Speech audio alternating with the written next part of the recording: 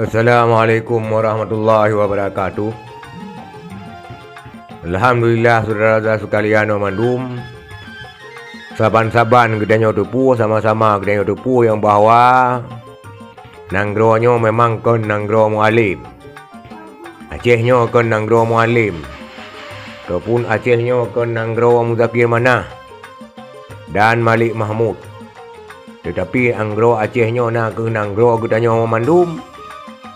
Yang pemimpin jih kon gudanya wajib gudanya hanya rakyat no nanggro Acehnya ke nanggro Indonesia mentang berada pu nanggro Indonesia ke nanggro Mualim ke nanggro Malik Mahmud sehingga pupu yang dah puput barokon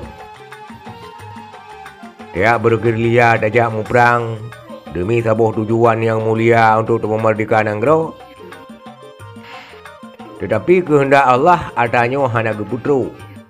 Kehendak Allah adanya hana gepusampo lagi ban cita-cita gedanya mungkin na segala sesuatu yang terbaik ni ba Allah hanya geputru mentang perjanjian damai ya. Teken MOU ka hana li perang ka damai alam Aceh.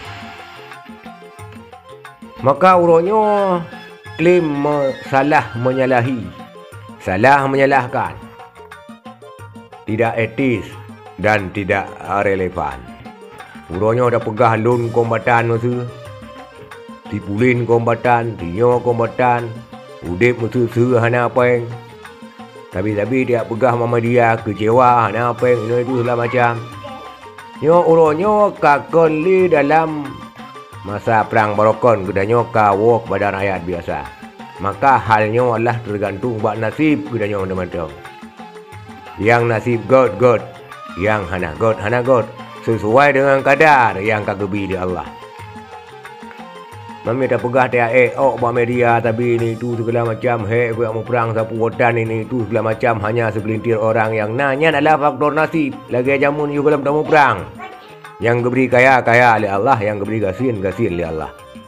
Mana nak pegah orangnya mualim harus bertanggung jawab, harus nupu sejahtera madum, harus nupu kaya madum, kamu tentera ini itu dalam macam hana apa kejauh. Karena kau nanggro mualim hana apa kejauh. Walaupun pih nanggro ka merdeka hanji kecil lagi kan.